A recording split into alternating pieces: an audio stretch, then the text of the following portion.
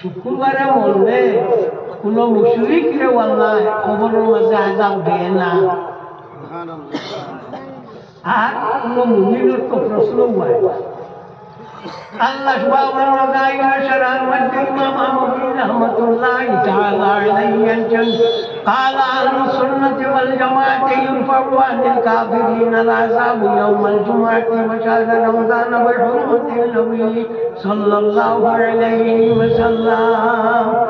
আল্লাহর হাবিব সাল্লাল্লাহু আলাইহি ওয়াসাল্লামের খাসিমর কারণে শুক্রবারে কোনো কাফির কবর আযাব দেওয়া হয় না, কোনো মুমিনের তো প্রশ্ন হয় না। ও কারণে সরে শিফার মাঝে মুল্লা বুখারী রাহমাতুল্লাহি তাআলা আলাইহি আনছেন কোন মানুষে যদি শুক্রবারে আল্লাহর হাবিব সাল্লাল্লাহু আলাইহি ওয়াসাল্লামের উপরে 80 বার দুরূদ শরীফ পড়লে তো পরবর্তীকালে আলমে তার 80 বছর গুনাহে মাফ করে দেয়। সুবহানাল্লাহ।